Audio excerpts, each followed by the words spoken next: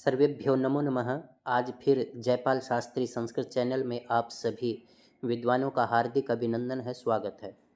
मैं जयपाल शास्त्री आज आप लोगों के सामने उपस्थित हूँ श्रीमद् भगवद गीता के द्वितीय अध्याय के श्लोकों के साथ। आप हमारे इस चैनल को लाइक, शेयर और सब्सक्राइब जरूर करें, जिससे आपको अन्य नवीनतम वीडियो जो है समय पर उपलब्ध हो सकें।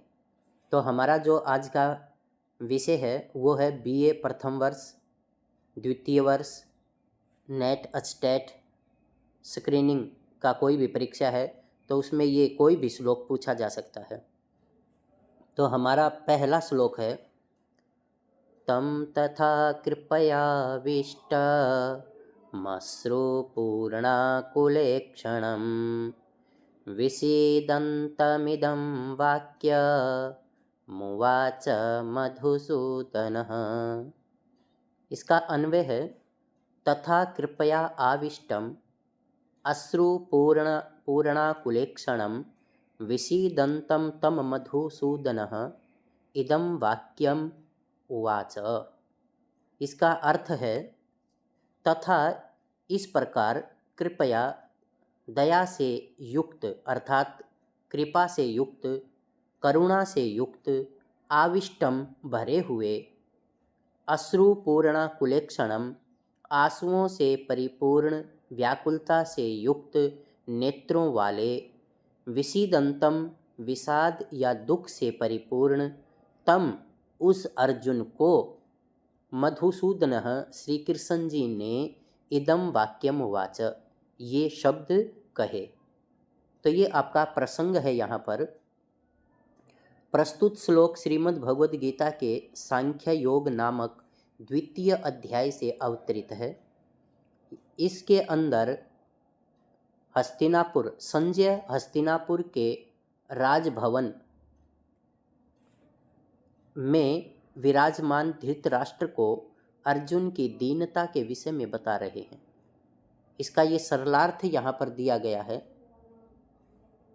ये आपके पेपर में आपने सरलार्थ लिखना है। इस प्रकार करुणा से भरे हुए, आंसुओं से भरी हुई एवं व्याकुल नेत्रों वाले, शोक युक्त होते हुए उस अर्जुन को मधु नामक राक्षस का वध करने वाले मधुसूदन, अर्थात मधु नाम का एक राक्षस था, उसका वध करने के कारण श्री कृष्ण का एक नाम मधुसूदन भी है। इसलिए इसने कहा कि अर्जुन को मधु नामक राक्षस का वध करने वाले भगवान श्री कृष्ण ने यह वचन कहे। इसकी व्याख्या के रूप में यहाँ पर कहा गया है, कुरुक्षेत्र की युद्ध भूमि में भगवान श्री कृष्ण अर्जुन का रथ कौरवों और पांडवों की सेनाओं के बीच में रोकते हैं। दोनों सेनाओं में अपने सगे संबंधियों को देखकर अर्जुन विचलित हो जाता है। युद्ध का परिणाम सोचकर उसकी आंखों से आंसू निकल आते हैं। वह युद्ध नहीं करना चाहता। तब श्री कृष्ण जी उसे युद्ध के लिए प्रेरित करते हुए उपदेश देते हैं। अब आपने विशेष में क्या लिखना है, अर्जुन की दीनता को बहुत ही भावात्मक भाषा में वर्णित किया गया है। नंबर 2, प्रस्तुत पद्य में अनुष्टुप छंद है, जिसका लक्षण है, आप हमारे जो छंदों की वीडियो हैं उनको भी देख लें तो वहाँ पर ये लक्षण और उदाहरण दोनों स्पष्ट किए गए हैं। तो इसका लक्षण है, श्लोके षष्ठं गुरुर्जेयं सर्वत्र लघु पंचमं द्विचतुष्पादयोर्ह्रस्वं सप्तमं दीर्घमन्ययोः। यहाँ इस श्लोक में आपने केवल ये लक्षण ही लिख देना है, इसका ज़्यादा व्याख्या नहीं करनी। और 3 के विषय में कहा गया है मधुसूदन। यहाँ भगवान श्री कृष्ण को मधुसूदन कहा गया है, जिसका अर्थ है मधु नामक राक्षस का वध करने वाला। श्री कृष्ण भगवान विष्णु के अवतार हैं। उन्होंने मधु नाम राक्षस का वध किया था। तो ये आपका भगवद गीता के दूसरे अध्याय का पहला श्लोक था। अब दूसरा जो श्लोक है उसमें श्री भगवान उवाच, भगवान श्री कृष्ण बोले, कुतस्त्वा कस्मलमिदं विषमे समुपस्थितम् अनार्यजुष्टमस्वर्ग्य म कीर्ति कर अर्जुन। अब यहाँ पर इसकी व्याख्या अन्वय है अर्जुन, हे अर्जुन, तुमको विष में इस विषम परिस्थिति में अर्थात इस युद्ध की अवस्था में इदम ये कसमलम अर्थात जो अज्ञान है ये कुतः समुपस्थितम कहाँ से प्रकट हो गया तेरे अंदर। यतः क्योंकि अनार्यजुष्टम सज्जन व्यक्तियों के ने इसकी निंदा की है। ऐश्वर्यम और ये स्वर्ग को प्रदान नहीं करता। अकीर्तिकरम और ये आपके अपयश को भी फैलाने वाला है। यहाँ इसका जो प्रसंग दिया है वो प्रसंग देखिए। प्रस्तुत श्लोक श्रीमद् भगवद गीता के सांख्य योग नामक द्वितीय अध्याय से अवतरित है। भगवान श्री कृष्ण कुरुक्षेत्र की युद्ध भूमि में कायरता को प्राप्त अर्जुन से कह रहे हैं। अब ये आपका सरलार्थ है।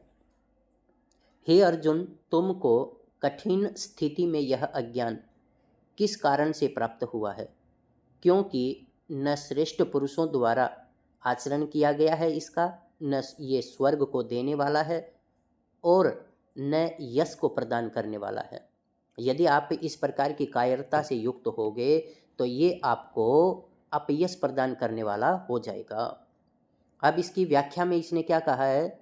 ये व्याख्या में कहता है, श्री कृष्ण अर्जुन से कहते हैं कि इस समय युद्ध की भयंकर स्थिति सामने है और तू युद्ध न करने की मूर्खता कर रहा है, जो किसी भी दृष्टि से तेरे लिए हितकारी नहीं है।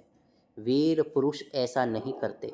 साथ ही ऐसा करने से न तुझे स्वर्ग मिलेगा और न यश की प्राप्ति होगी। अब इसमें विशेष क्या है? श्री कृष्ण का उपदेश है कि युद्ध की स्थिति आ पड़ने पर युद्ध करना ही क्षत्रिय के लिए कल्याणकारी है।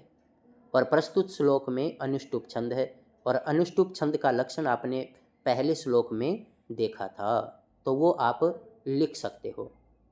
इसका ये तृतीय श्लोक है और तृतीय श्लोक में क्या कहता है ये? क्लैब्यम मास्मगम पार्थ नैतत्त्वयुपपद्यते क्षुद्रम हृदय दौर्बल्यम त्यक्तोत्तिष्ठ परंतप। इसका अन्वय है यहाँ पर, पार्थ, हे पृथापुत्र अर्जुन, क्लैब्यम कायरता को अर्थात नपुंसकता को, मास्मगमः तुम प्राप्त मत हो। अर्थात हे अर्जुन, तुम कायरता को प्राप्त मत करो।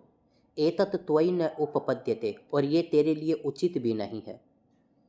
परंतप, हे शत्रुओं का विनाश करने वाले अर्जुन, क्षुद्रम तुच्छ हृदय दौर्बल्यम अपने हृदय की दुर्बलता को, जो तुच्छ दुर्बलता है आपके हृदय की, उसको त्यक्त्वा छोड़कर उत्तिष्ठ युद्ध करने के लिए खड़े हो जाओ। अब इसका ये प्रसंग दिया है यहाँ पर। प्रस्तुत श्लोक श्रीमद् भगवद गीता के सांख्य योग नामक द्वितीय अध्याय से अवतरित है। भगवान श्री कृष्ण अर्जुन के युद्ध क्षेत्र में अर्जुन से कायरता का त्याग करने के लिए कह रहे हैं। अब यहाँ इसका ये सरलार्थ दिया है इसके अंदर। इस सरलार्थ में क्या कहता है ये?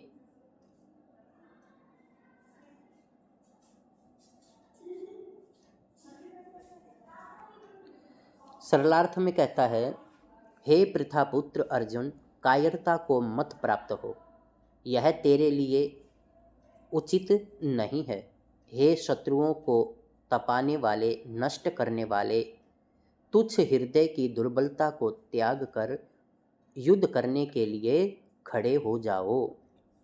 व्याख्या है इसकी ये, युद्ध भूमि में अपने सगे संबंधियों को देखकर अर्जुन युद्ध नहीं करना चाहता, जिस पर भगवान श्री कृष्ण उसे कहते हैं कि हे अर्जुन, तुम वीर क्षत्रिय शत्रुओं को युद्ध में परास्त करने वाला है, तेरे लिए युद्ध न करना कायरता है।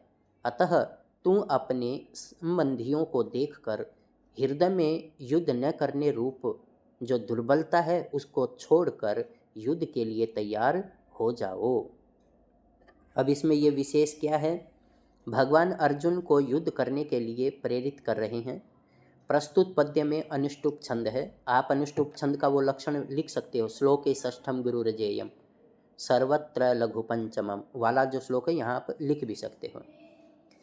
और 3 नंबर में ये क्या कहता है कि पार्थ पृथापुत्र अर्जुन, कुंती का ही दूसरा नाम पृथा भी है। अर्जुन कुंती का पुत्र है, अतः इसलिए श्री कृष्ण जी उन्हें पार्थ शब्द भी कहते हैं, पार्थ शब्द से संबोधित कर रहे हैं। तो ये आपके गीता के द्वितीय अध्याय के 3 श्लोक हमने पढ़े हैं। आप इनको अच्छी प्रकार से पढ़ लें, इनका अभ्यास कर लें। ये आपकी परीक्षा में कोई भी श्लोक पूछा जा सकता है। इन्हीं शब्दों के साथ जय तु संस्कृतम, जय तु भारतम।